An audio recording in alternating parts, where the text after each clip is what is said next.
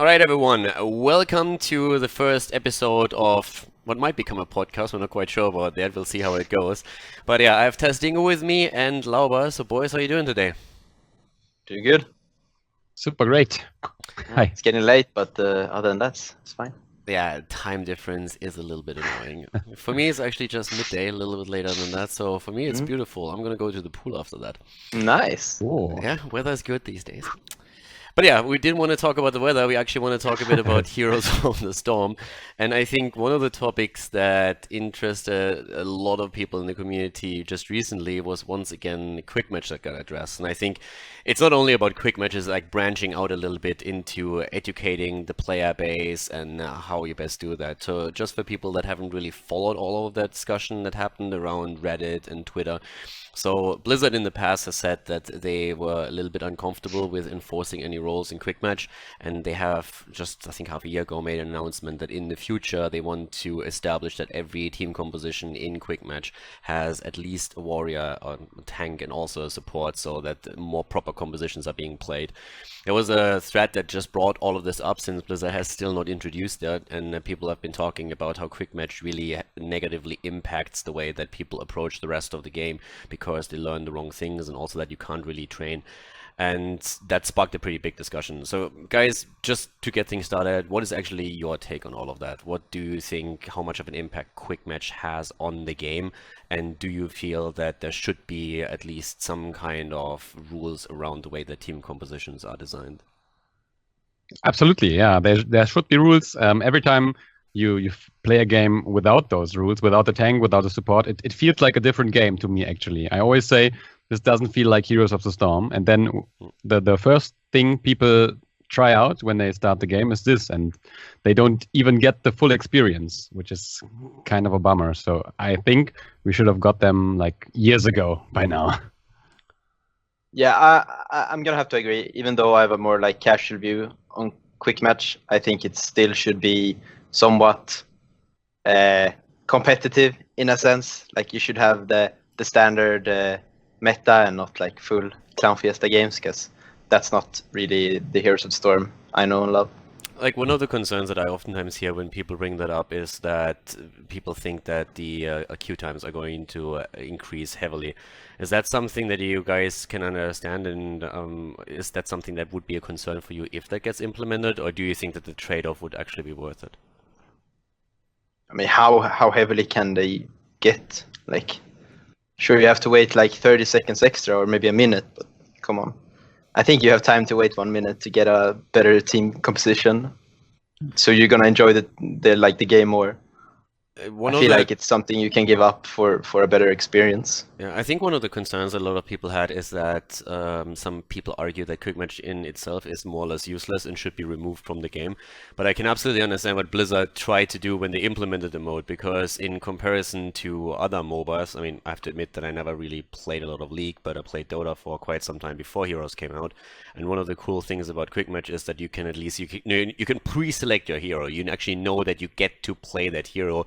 Whereas, for example, if a new hero is released and you want to go, let's say, train the hero in unranked draft, then you can end up in a situation where the hero is picked away from you. So I don't think that anyone really argues for taking it away, right? Mm-hmm. Lauber with a hard-hitting analysis. You said it perfectly, I think. Like, quick match should be there just to try like the new hero, try the new builds. Maybe you have a crazy talent build in mind and you want to try it out. You should try it out in quick match before you go into ranked or something. And maybe if you go in on unranked, there's more tryhards and it's going to be more toxic if you play more of a fun build.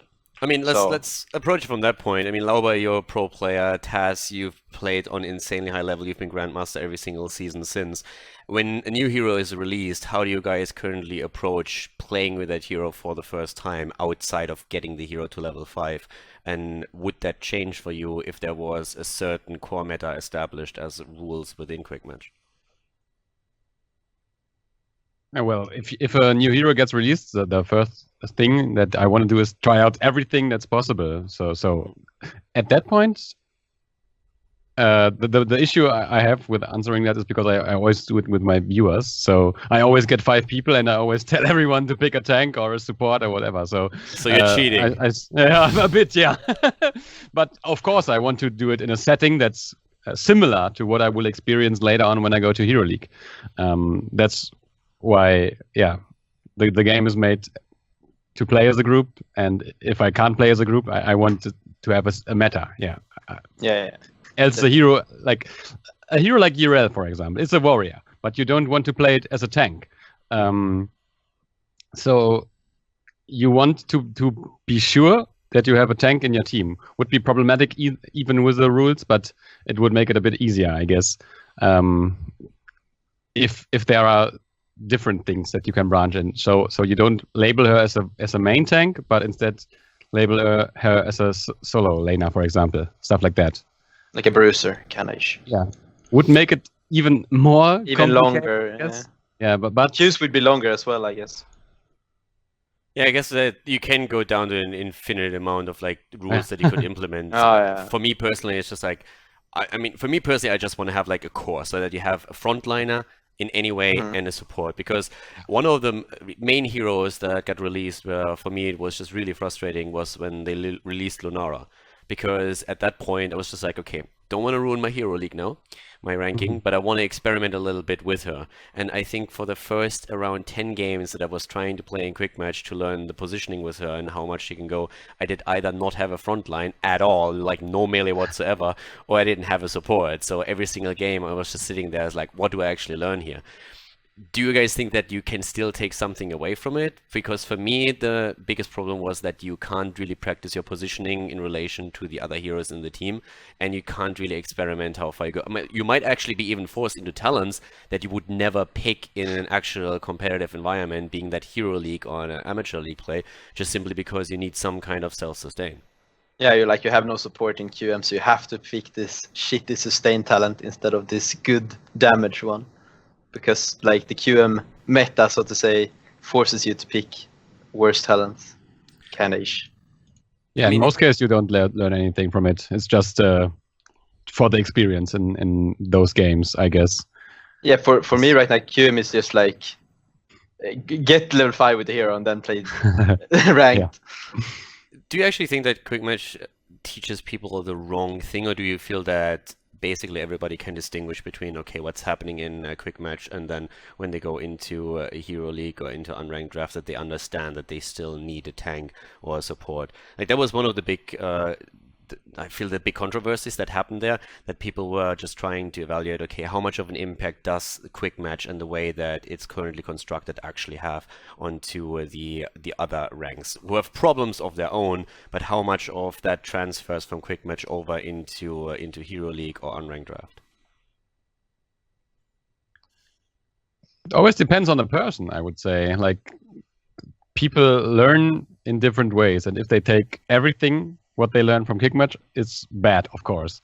But to learn certain aspects, it's still really nice. Learn the maps, learn the timings, but you can't learn how to play the game, how to be a strong assassin without the tank, the support, stuff like that. So it makes it harder to learn the game for people who want to actually try hard. Talking about learning the game, do you guys feel that right now Heroes does a good job telling people, or at least leading people a little bit, teaching people how to approach the game? And if not, what would you think are actually things that could be done where it's a little bit easier for players to understand how to become better with the game and what to improve on? I mean, they already started this like the episodes, I guess, like mid-game moves. Like boss controls and stuff like that. I think that's a really good like idea for Blizzard to like educate the players. I think the problem is like most of the QM players won't see that like video or article because they're not invested in AGC, and so they don't go into like the esports website and they don't check it because they don't really care. So I think it will educate the players who wants to be educated, but the others will not even read it, you know?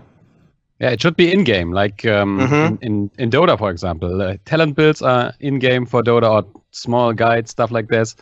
I love that you the call it talent timings. build immediately because it's items in Dota, but of course it Yeah. transfers. But yeah, It should be in the game, I guess. I think the thing that's holding back Heroes a bit is the client itself. So I don't know if it's possible, how it's possible, but I think like even the builds are a big step.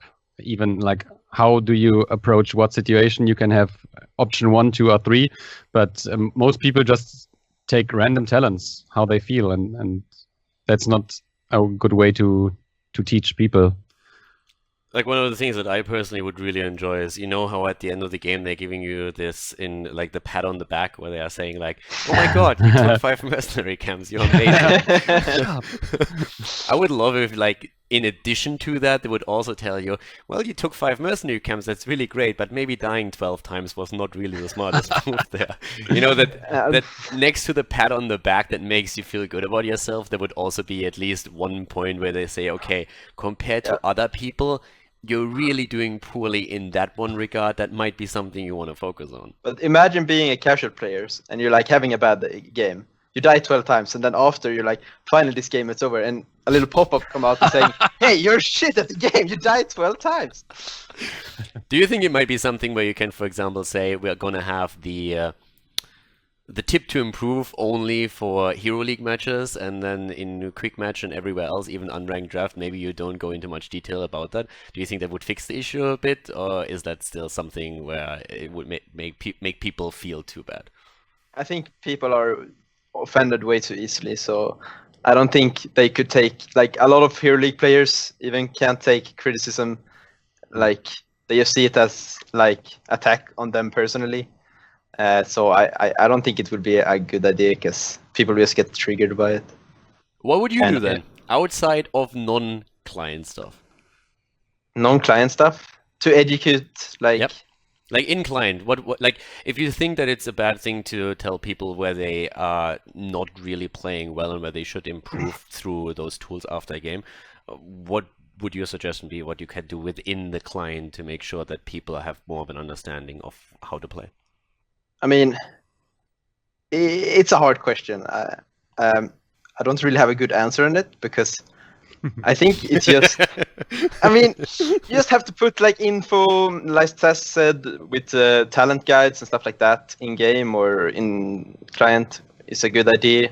It's just very hard to educate players that don't want to be educated. You know, if they want to be educated, they're gonna look up like these mid-game moves and stuff like that. But if they don't want to get educated, it's gonna be hard to teach them.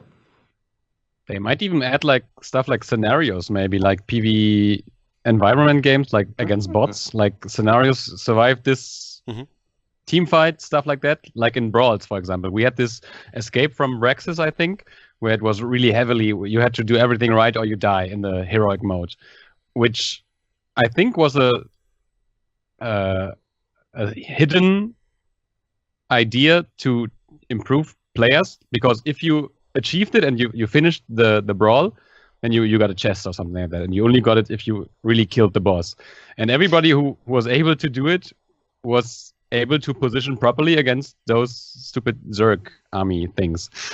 If they do more stuff like that, if they do brawls where you don't have to try hard, you don't have to play versus other players, but you still can improve, because if you fail, you die and you have to try again.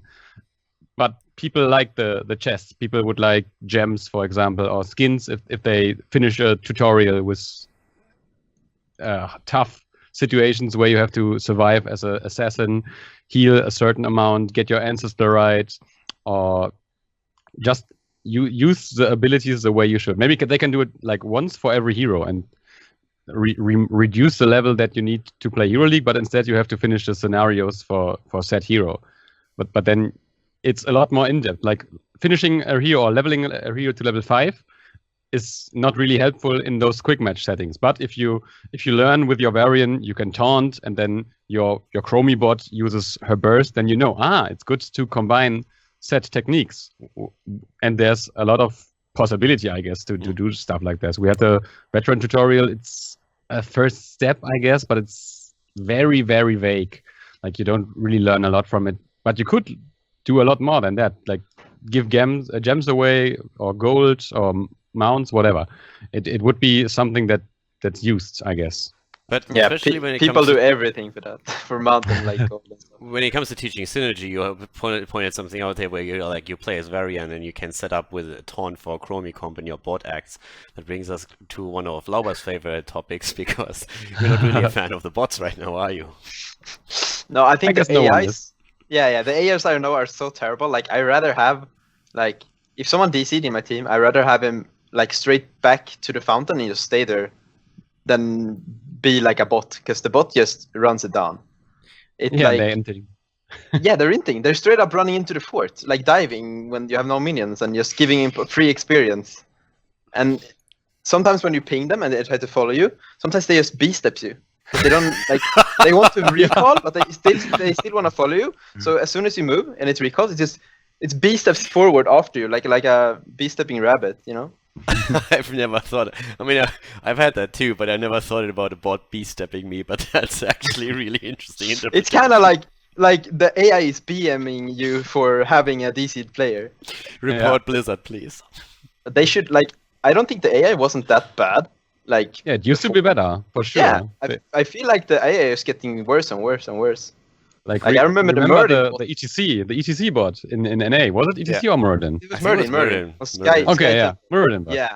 I think it was He was both, just straight right? up. He was straight up carrying the team fight, and he was so smart. Wasn't there also like a 4-man mosh pit at some point for an ETC bot? Yeah, that was ETC bot. Yeah, on Oh. Tomb of the Spider Queen, pretty sure. Oh, so there's different Yeah. bots. But Yeah. I haven't seen Maybe a they bot were too pull out strong. one Maybe of they were those- too strong. I had to nerf the AIs. Otherwise, like the pros would just DC, so the AIs take over. You roll a dice, someone has to DC out of the game. It's just like, sorry boys, but we need to win this. Like, who's biting the bullet this time? Sorry, Park, you're not playing. Take can the have a 600 and let's go. But let's come back to that scenario that you had with where you could, for example, design some missions that you can complete to learn a bit more about the game. Wouldn't you run into a problem at some point that balance changes and hero reworks? I mean, we have a lot of them lately. Would switch that up, so you would always have to keep them really up to date, at least when it comes to talents? Or do you think it's more an overarching thing that you're trying to teach people synergy, as you said before? Okay, these two heroes work well together. This is something that works. Let's say trying to tell them, okay, what's the difference between a bruiser and a main tank? It depends. Like for the reworks, for example, you still have a lot of similarities, I guess. So you have to fix one or two scenarios every few months. But I think the Reina, for example, you don't have to change a lot. You get another one for your E, like you're in danger, use your E and you survive. Because before that you could do that, for example. But Inspire is still the same. The puncturing shot or whatever the name is still the same. So I don't think the workload would be too insane for the creators of the game. I just remember that when Heroes first came out, one of the main problems why I personally stopped to do any guides for hero builds was that, especially they tuned it down a little bit, but one of the problems was that there were always changes coming so fast and unannounced. So you would work for like half a week on a guide, you would upload the guide, and you were like, okay, that's amazing, trying to make it really high level quality, and then a half a day later, they're like, oh, by the way, here's a rework, so that hero is now that guide that you just created is completely useless now. So, I don't know. That's something that I always struggle a little bit with. But when it comes to educating the current player base, I mean, maybe those attempts are a way to go. I personally still like the idea of someone straight up telling me, listen, at that point, you're shit, do it better. But that might just be the German in me. Like, I don't know. But then Taz would like that too. He's German as well. You like that? Tess? Well, I usually know when I did something terrible. And imagine if you you want to, okay. Imagine if you're an I would love average to have Hero League someone, player, yeah. you won't know that. You won't know that. Yeah. But Yeah, it would be a good idea to have someone tell me that I am actually terrible at and that I should improve in certain situations. But it's something that I wouldn't like after a defeat, for example. So I don't know. It has to be a friend or someone you met in Heroes who tells you, dude, what the hell? But else it wouldn't help, I guess. I would just be tilted because the game tells me I'm terrible, and that would be that. And I guess if you would make some kind of ruling that you only get those advice if you won the game, so in the sense of, okay, you guys won the game, you did really well here, but this is something you can still improve, it would probably go the other direction where the feeling of accomplishment that you get from winning the game would be limited through then being criticized. Maybe. What would the losers get then? You did lose the game, but you did do a lot of damage, which was very good. So keep on doing the damage. You took 5 mercenary camps. Same as now. You died only 9 times. That's less than the average 10 times that usually die in a game. Oh, that's good. That you can see improvement. I was just thinking about some kind of grading system, like you get a summary about what you did. You died so many times in so many minutes, which is a bit too much, like compared to the average. But you soaked more, dealt a little bit too less damage, stuff like that. Could work. Like similar soaking... to. Yeah, there's a grading system in one of the other MOBAs, but I can't remember which because I don't play them recently. Oh yeah, you get a like S+ and stuff like that. Yeah. And, okay, something like that. That's only if you're doing it really well, but maybe you can get like in different, like in soaking you get B, in like damage you get A. I mean, I'm still a massive fan of a performance-based system that at some point allows you to get the scorecard to allow basically that. But right now, with that being delayed, I'm basically giving up hope. But yeah, there's a bit few issues that needs to be addressed before that maybe. What do you think is the biggest one right now? Especially with the start of... I mean, the placements game are like they're just getting free masters and just everyone just get put in the same game. It's weird. Okay, makes for interesting games.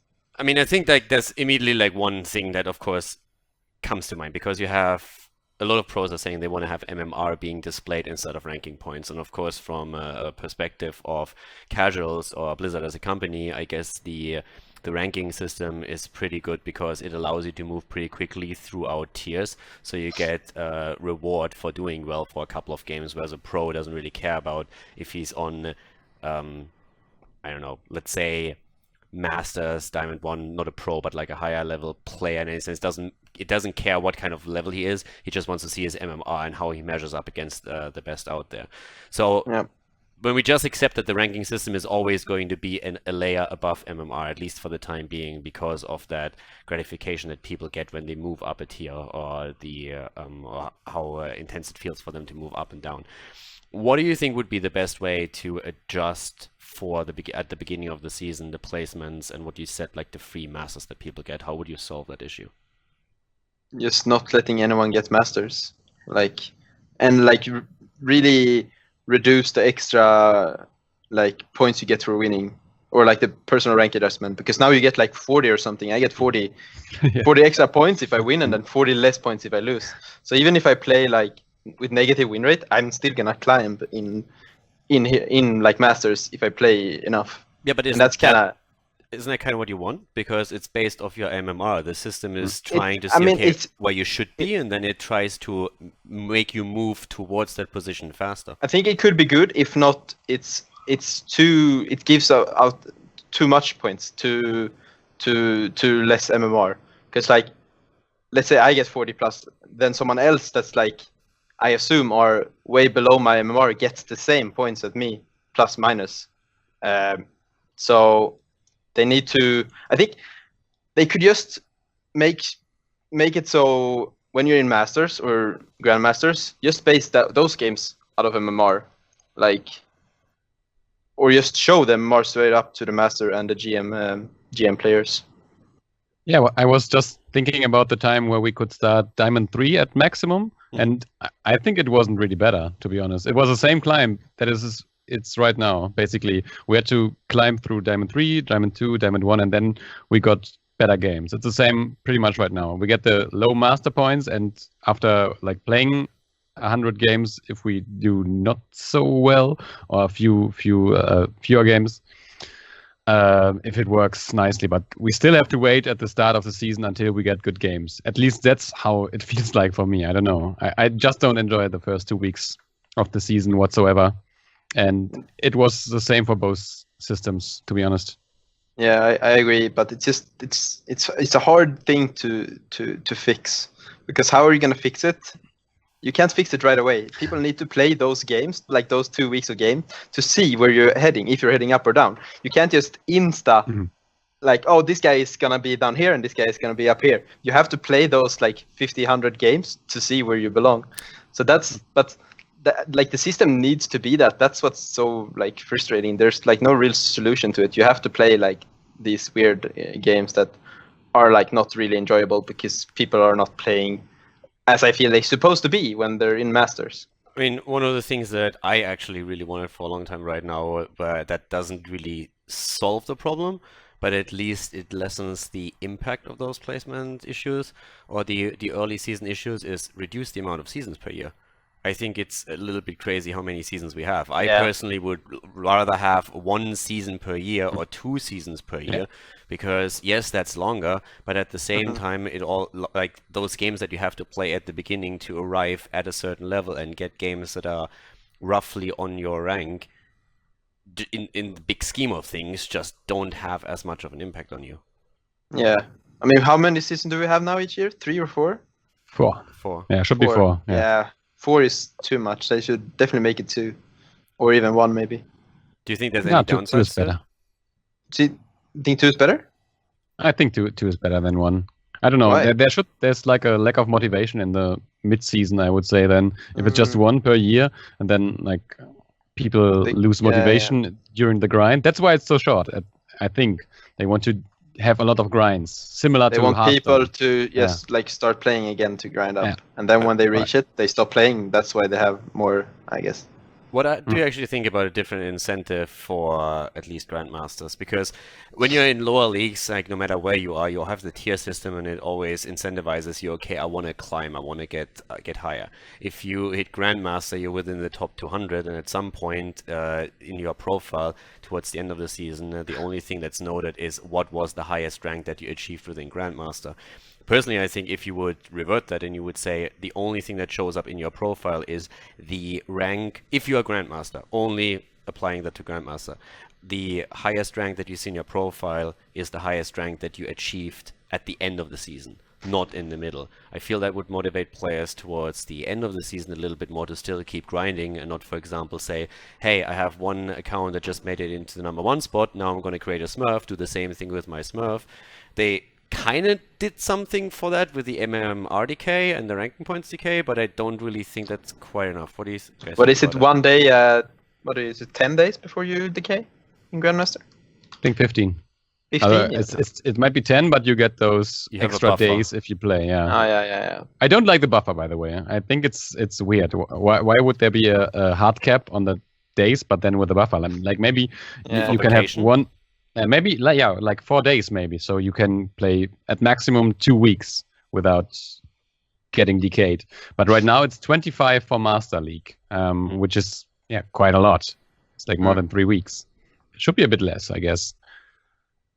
But you were saying, Khaldor, I agree with that quite a lot actually. I think that you should get rewarded for where you placed, like at least in Grandmaster, as you said. I think it's a really good to motivate players to keep grinding and keep like earning that and holding that number 1 spot, or even top 50 or whatever your goals are. I think it's a really smart idea, and I think the games will be more competitive in Grandmaster at least, because sometimes games in Grandmaster can be a bit trolly, especially if you get like a couple of pros in the same game and then people just pick random ass heroes just to troll each other. Also known as playing with Alex. Yeah, maybe. PG. Playing with Alex, what is it called? Dayabi now, Mr. Dab, and a few other pros. Sometimes I like to bring out the Asmodan when I get a couple of pros with me. I feel one of the most interesting things to me when they did that was when they brought Nexus games in, and they actually based it off their placement that players within a certain country had towards the end of the season. like how it, for me personally, living in the US at that time already didn't really make much of an impact, but from everyone that I talked to and also from the stream that I watched, that seemed to be an incentive where all of a sudden you had a lot more commitment to Hero League in general from all the players, and that seemed to have really impacted the level of play that you had, right? Yeah, they should have made it a bit more obvious. Like in Germany, for example, there was this one guy who had no idea what he just qualified for when he got the invite. and he was like, I think he was a Viking one trick basically. Who was it? It was Ribby, I think, and he was like the fifth guy who was later replaced by Memecraft for the playoffs because he was in the holidays. But he had no idea what Nexus games were when he got the email, which was kind of funny.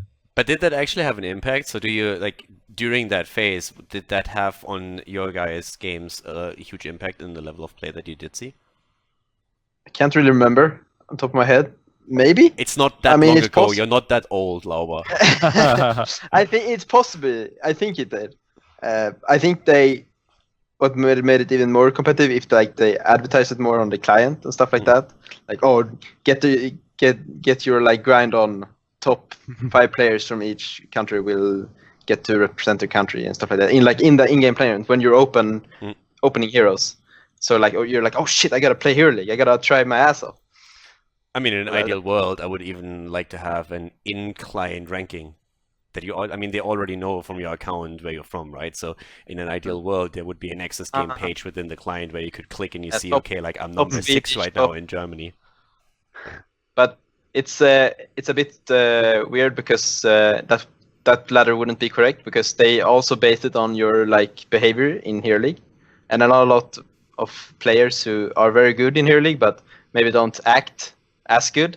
So even if they would be maybe like top 1 or top 2, they probably wouldn't go because of their behavior. Yeah, I really don't agree with that. Like, that's one of the things that I actually criticized already in the past, because the thing is, if you're actually toxic, you get silenced and you can't play Hero League in the first place.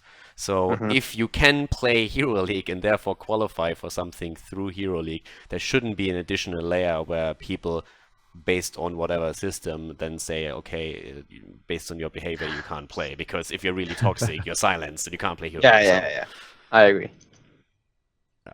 Was that the case? Were people like not allowed to play in the Nexus games because they were silenced? I heard really? a few times. I'm not if it was silence, but like probably because there were some players that were higher than the other players, but they didn't get like the email because it would be ranked on your position in Hero League and your behavior in Hero League. But one of the things that's definitely also true is that some players apparently just didn't read their emails. So that was a problem that I heard that at least once. So I think that's something that people didn't really anticipate. And I heard that some guys got their email really late because they used for their sign up an email account that they don't normally check for their emails. And so all of a sudden, like half a year later, they're like, oh, look at that, I qualified. So yeah, didn't quite work out as they expected, I think. But I think the idea was amazing. I think the entire There's not concept... a lot of of my generation and older. I'm wondering where you're going with this. We don't check our email that often. That's what I'm saying. I mean, I'm starting to use my email more and more, but like 2 years ago, I was not like. I had just so many emails on my email accounts. I never even checked it. But you have a smartphone, right? Yeah, but. And you don't have notifications for emails?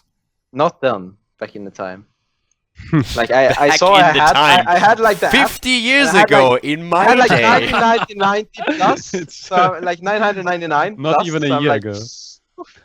I don't want to open that, you know. You know, there's such a thing as a spam filter, right? Yeah, I was not so smart back in the days. Maybe they should just put it in the Battle.net app or something like that. You qualified for the Nexus games. I mean, the best thing, animation and like a music play. The best thing is that Lauber is the entire time like back then. It was last year. Back then, a lot has changed. But so I mean, we started with that entire rant with basically talking about how if you give people more incentive within Grandmaster, we would see an improvement of play, at least on that level. And that was mainly through showing only the rank that you achieve towards the end of the season. Do you feel like we also need higher incentives in general, like reward systems that they currently have in place? And do you actually think that would have an impact? Because one of the things that, for example, for me is really weird to see is when I watch a lot of the European streams. On the North American streams, it's not as big of an issue, is also the more or less refusal to use voice comms in Europe. And one of the problems I have with that is that people will complain that nobody uses voice, but they make zero effort to actually bring someone into voice, and not even asking at the beginning of the game, okay, guys, are we going to join voice? I'm going to be in voice. If someone else wants to join, that's great. I don't see any of that. Yeah, it's not a lot of people using voice in. I actually got like a full team who used voice a couple of days ago, and it was like the best Hero League game I had in ages. So like I think people in EU should just like face their fears almost and join voice, because I think it's because they don't feel comfortable talking in English and stuff like that. But you can still be in voice and just listen to someone shot calling, for example, or someone calling, oh, this guy is missing, care for this bush or whatever. So I think people should make more of an effort to join voice in Europe, because right now it's sometimes you see 0 and sometimes you see 1 guy in voice. That's about it. Because in North America, it's not that. I mean, it's still a problem depending on the day. But for example, I like at the beginning, I played a lot on with voice and tried to shot call. Then and I only play on Smurfs, right? And then all of a sudden, people were like, after that, oh, by the way, I know who you are. And then I was just like, okay, that's not going to happen anymore. So I stopped talking, but I always still join voice, listen, and tell people then in text chat, okay, like, let's join voice, even if just someone announces a skill every now and then, that's totally fine. And, you get a benefit out of that.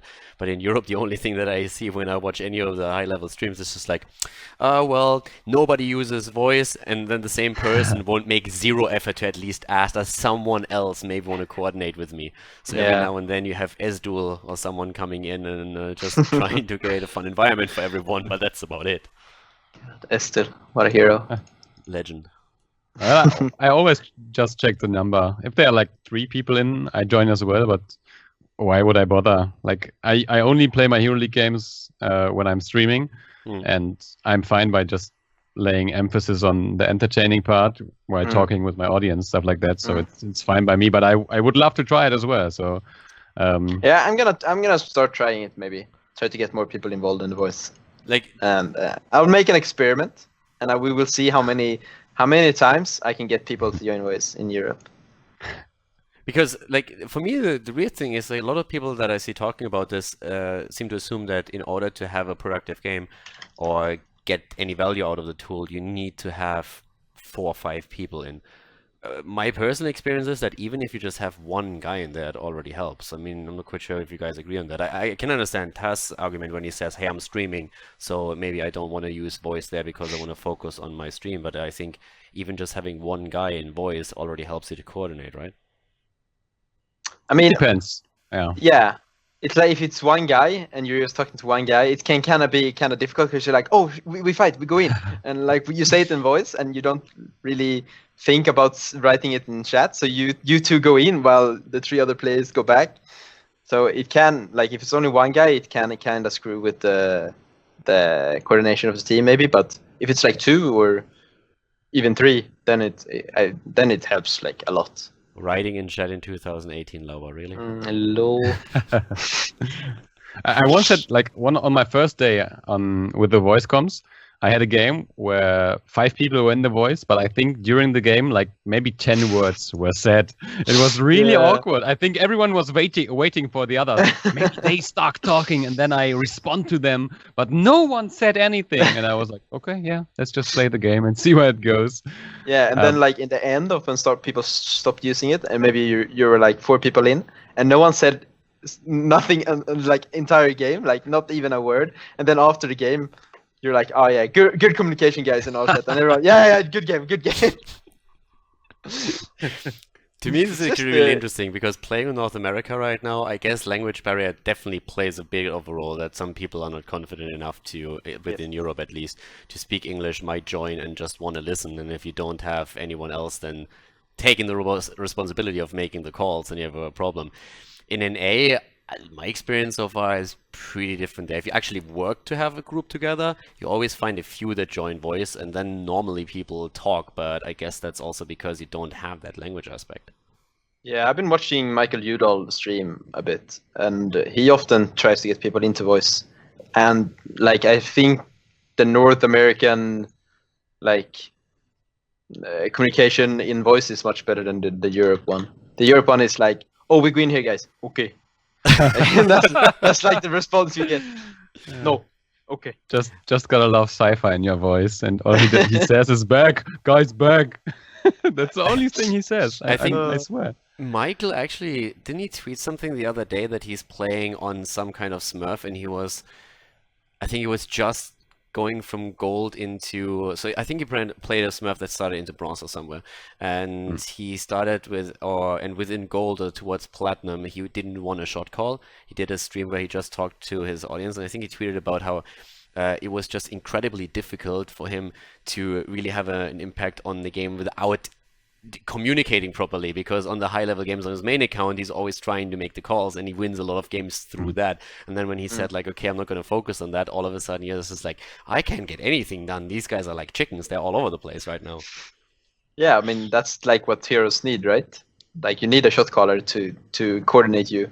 Otherwise, you're just running around and not really doing efficient things. Because if you have a shot caller in Hero League, the Hero League is much more easier to play, and it can even be less frustrating, or you can get less angry when you lose, because you're still like, you realize that the other person sitting like playing there is actually a real human, because you hear his voice when he's talking and stuff like that. So you don't get as salty, I think, when you lose when you're using voice, which is also like a positive effect of using voice chat. Yeah, for me, one of the things that definitely stood out is I had a couple of games where someone is like hardcore inting, and I'm just sitting there and I'm just like, oh my god, and I just want to like eat my keyboard, and then the next second he's just like, oh, sorry guys, I screwed it up, I didn't see this and that, and then it was, it didn't make it perfect, but it was fine to an extent, because you have an immediate reaction where the person says like, oh, sorry, I screwed that up, whereas normally I mean, it's a bad attitude to have, but normally you always think. It's not really on purpose, but I always it's like the person doesn't want to win. Yeah, exactly. They're just like, yeah, whatever. It's like, so when you have someone that actually says, okay, this is the reason why I screwed up, I'm sorry about that, then you have that human connection that you just pointed out. Yeah, you almost feel bad for having those thoughts in your head, you know? Oh, I feel bad now. I shouldn't have think so about that guy. And it's different when you write it in text, because this is actually something that I personally think is better on the European side. On an A, you can't say anything. You write a text line, you're immediately toxic. I completely stopped using chat because it was so frustrating. You could just state a fact, or you could ask someone to maybe play a little bit more defensive in the back. If you're, let's say, your Lunara all of a sudden thought she was a frontliner, and after dying 5 times, you were like, well, if you stay a bit farther back, I can try and peel for you, and you're immediately toxic. Like, that comment alone would already trigger a response where it's just like, oh, why you're so toxic? And it's like, I'm just trying to give a bit of an idea of what we could do here. And in Europe, I think the chat itself might be a little bit more toxic in the sense of people go at each other, but it's also more responsive in the sense that not everyone is at your throat if you're trying to be nice. Does that make sense? Yeah, I think you're right that, like, people, like you said, people, like, when they go at each other in EU, they go really at each other. And they're really angry at each other. But if I usually write, try playing more back, or if we lose a team fight, I'm writing like, oh, next time we need to stick together and use Ancestral on the tank, for example. And then usually I don't get any negative response from that. So I think EU is kind of, I don't want to say smarter than NA, but we're better at taking. That's going to give us good comments. Not getting offended, like. You're not getting slaughtered for that at all, Lauber. How much of a problem do you guys think toxicity is in the game right now?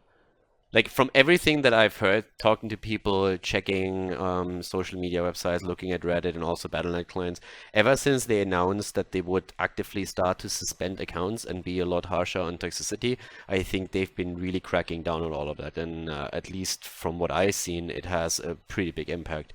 So what do you guys think about that? Do you still like see any of that in Hero League where you feel like, or do you think it became better after they announced that they're going to crack down on it? I don't think a lot of things have changed, to be honest. I never had an issue with toxicity, to be honest. Like sometimes someone said, "Why are you so shit?" or something like that, but that's about it. And yeah, someone letting out his frustration. It's fine for me. Maybe it's different because I've been around in the internet for so long that I don't care anymore, and other people are a bit more sensible in that regard. But I never thought Heroes was bad. Like I played other games. I played CS. I played League, and it was a lot worse there. And I never had really tough issues in Heroes, to be honest. Like I'm playing like. Oh, sorry. Yeah, it's fine. It's fine. Go ahead. Yeah. Okay, sometimes when I play League, when I go back to play, I play sometimes just to mix it up. And like you can't go a single game without people like literally like hardcore flaming each other and like wishing death upon everyone. It's such a toxic behavior. And coming back to playing League and someone says like, "Oh, you're bad at the game." You're like, "Oh," like that's so refreshing. It's super refreshing. Like I also rather have like more of a toxic player on my team than an Inter. Yeah. For me, true. it's kind of. I said the same thing like a few streams ago. Like someone can insult me, it's fine as long as he plays well. It's all right. You can mute him, right? In a few minutes. Like if he just keeps insulting you, let's just hit the mute button. But I prefer that over a guy that just runs it down mid the entire time and ends up with like feeding in the late game, and then you just lose the game because of it. The thing that you said, Lauber, by the way, is also funny to me, or like Taz, you too, when you said you think you've been around so long that it doesn't phase you anymore. When I don't know, like when someone really goes ham and just like keeps raging like crazy, it just makes me laugh because I'm just sitting there and it's like, I mean, like I don't understand why people can take that serious. Because it's just like, yeah, there's probably a 12-year-old sitting on the other side. It doesn't really matter how old the person is, but I don't know. Yeah, but it's like when you get a whisper from after like a game, and he keeps writing to you, and you're like ironically writing back to him like, "Oh, do you really think that?" And he's like, keep on going in, and you're like, "Oh no, I'm so sad now." And then they get more angry. It's just fun to bait them, I think. Look at you, like you are actually playing with that. Just fuel the flames. Put some oil on it. Go ahead. Lauber has a secret folder somewhere. Call me a bad boy. Lauber has a secret folder with screenshots of like discussions that he had with people after the game where he's baiting them the entire time. I have some, but I can't remember where I have them now. I was actually at some point really thinking, like a few of the things that Heroes has implemented in like a long time ago, if we still need that. And the two that I'm not quite sure is, do we actually at this point really need people to play Hero to level 5 before you can use it in Hero League? That's the first one, because I think if the ranking system works properly, I don't really think that's even needed. Because if you play the hero within Hero League, then you basically accept when you are playing bad. And as Taz said earlier, playing a couple of games in a quick match scenario where you have no clue how to position the hero because you end up with a team composition that's just straight up trash, then you don't learn anything to transfer it over into Hero League in the first place. And the second point, should silence players really removed from Hero League? Because to be honest, doesn't make them a bad player, right? It just means that they are toxic, and as soon as they are silenced, they can't actually say anything anymore.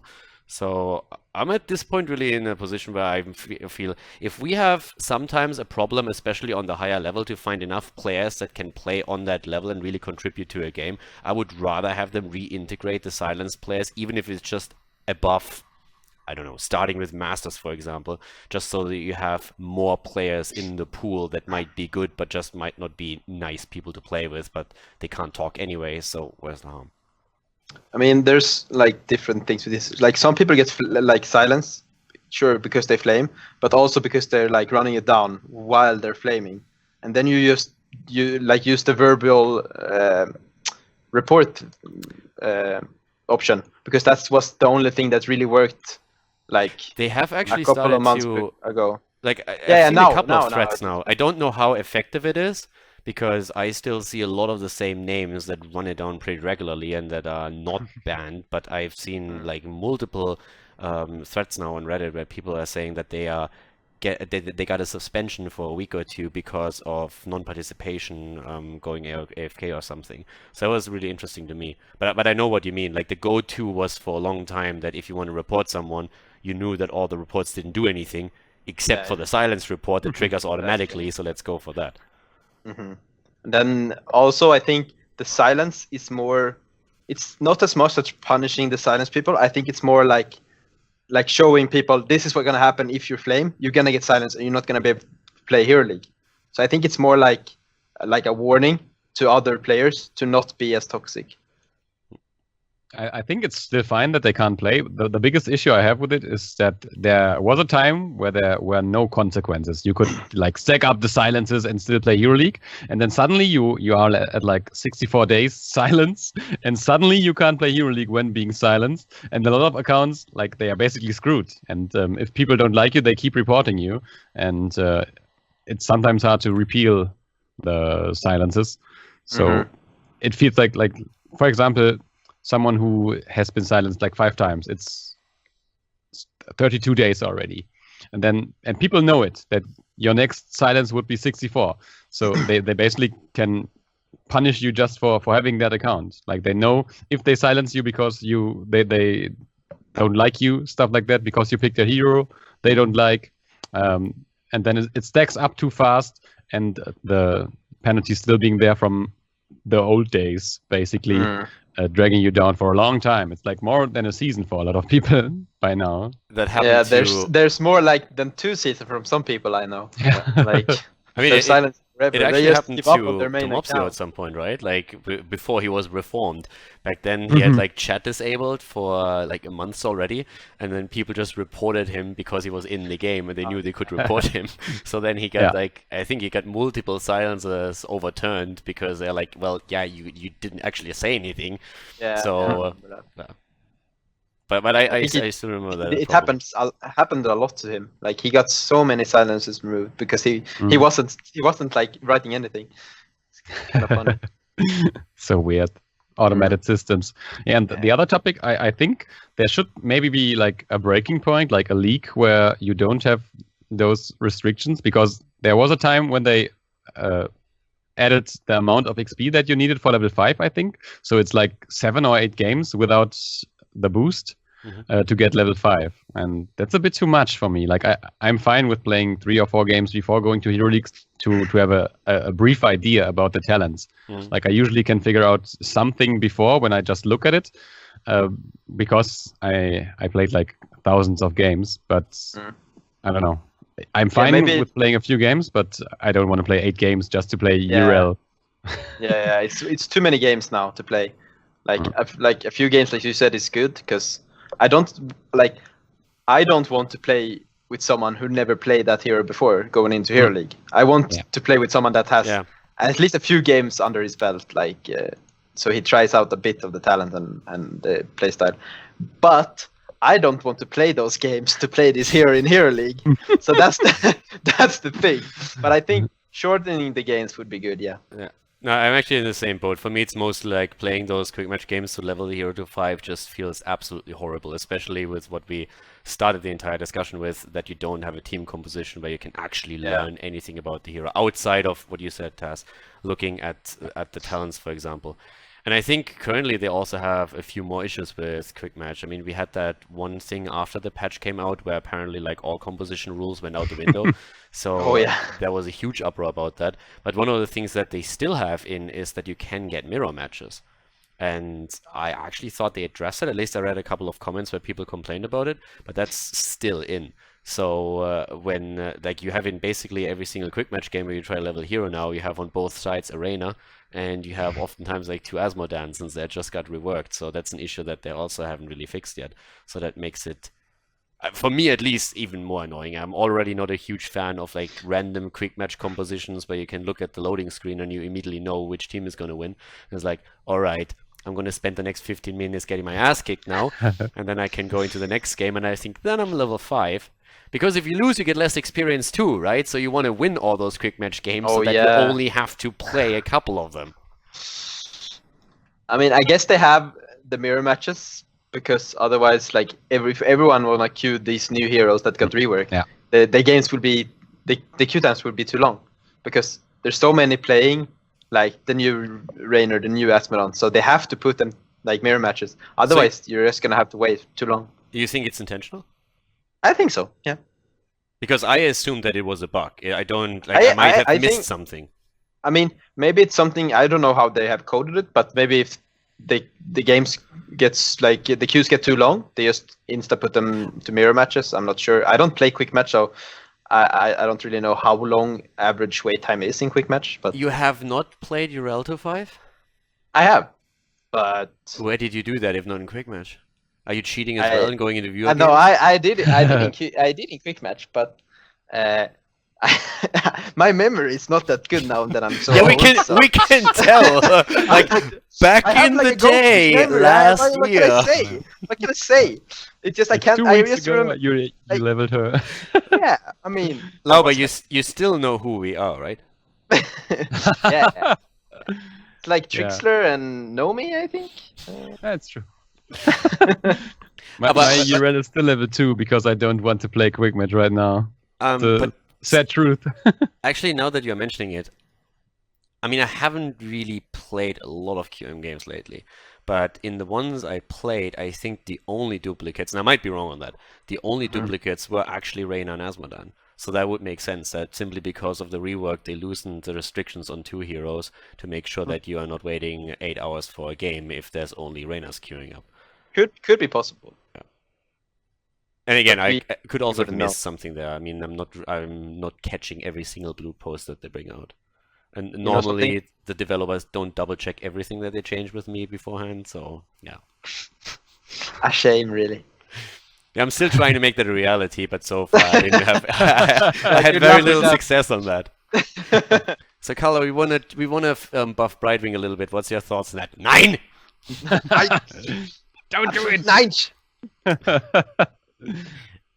So the one thing that towards the end now, I mean, we've gone over a lot of that stuff pretty extensively already, but towards the end, from both of you, what do you think would be the best change that could happen right now to make the upper tiers of Hero League or of Heroes in general more competitive, so that it's more of a training and learning ground to have like a bit of a jump into a potential amateur scene or competitive scene in any way?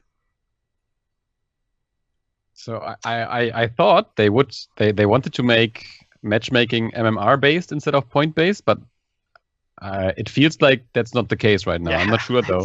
It still feels like it's point based, and if that's still the case, then they should immediately change it to being MMR based matchmaking, because the games would be a lot closer, and you only learn games, or you learn stuff basically in games that are close, where you have to try your hardest to be the difference that decides who will win at the end.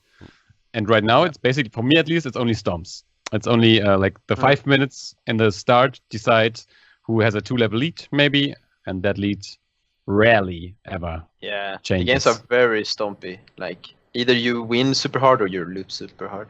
There's not like an even fight, like the whole game, and then like you win team fight, they win team fight, you win team fight. It's just like they win the first objective. Oh shit, I have 1.5 level lead. I guess we lose. I guess I go next. At least there's no games that you remember, right? I mean, I can only remember the games I played today, so they were stomps. What do you think about the queue times, actually? Because the one thing that really stood out to me is that in ANZ, that one guy, I mean, there was a post today where he had like 22 hours where he was waiting for one. He's like, we're just going to leave this here overnight. And we had, who was it? Leon Black, I think in North America, had, how many hours did he wait? I think it was 6, I think. something like that. 6 hours, 3, 4, I think- something along those lines. So I'm not sure. for A and Z, I don't even understand why they didn't loosen the rules there a bit, because it's just from a region, such a small player base. But without even focusing on smaller regions, let's talk about just the big ones, NA and EU. How much queue time are you guys willing to put up in order to get a proper game? Would you rather have the queue run indefinitely if the game cannot find a match within a certain MMR range, or do you feel that after a certain amount of time it should broaden the parameters to an extent that even if you end up, let's say, as a Grandmaster player with Diamond players or High Plat players, that it's still better than not finding a game at all? I mean, depends when you're searching, like if it's midday or night. But I mean, no, that doesn't really matter. doesn't it? Okay. I mean, if you look at night, there's of course less players online, so you yeah, would I rather, would be willing to wait longer during the night. That's what I mean. But if I queue like during peak hours, I would think maybe 10 minutes before I'm like, okay, I want to find a game now. Maybe have an option or something like that. I want to have loser matchmaking after 20 minutes, stuff like that. If that could be a possibility, I don't know. Like I would never use that option because I want the games. I would wait 30 minutes maybe to get a good game rather than having a short queue time. Even when you're streaming? I don't know. Yeah, I don't know. I can do other stuff. It would be a bit wonky for the viewer numbers, I guess, because they just jump to the next one who has a game. But I think when the queue gets longer, then I wait for a good game and I get into that game. So at some point it will match. Like every good player will be in the same pool basically. And then it will be better, because right now it's pretty much one game is running. Like there's one game with 6 good players and one game with 4 good players. Then the 6 good players are finished. They are searching for the next game, and then they only get like maybe even only 5 of them get a next game, and then suddenly it's a lot of different games with different player pools. Although it's not the best games, then at least they found a game. That's not how it should be, in my opinion. There should be the best 10 players who are online right now should get put into the same game to roll for their points, basically. Yeah.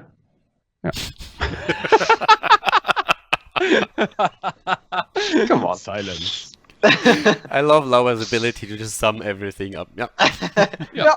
Problem solved. Sounds good. All right, guys. I guess for today we're going to leave it at that. We actually talked quite a bit about all of that stuff. Yeah, so first of all, thank you for being here. Anything else you want to add to that entire discussion, or anything you think we skipped on that? I guess if people are interested, we can go more into detail on some of the points in the future. We were just winging it with a couple of anchor points right now, so it's basically up to everyone that was watching to give us feedback on what they thought about it and what we should discuss in the upcoming episodes, if we do any. But anything you guys feel we missed and should still touch on?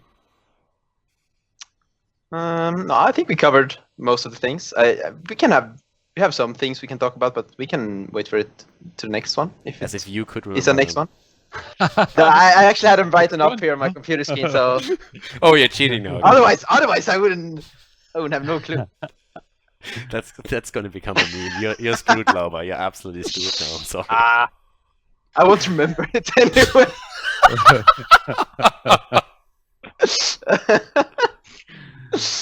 All right, guys. I guess we'll leave it at that. Thanks again for coming on, and I'll see you guys next time.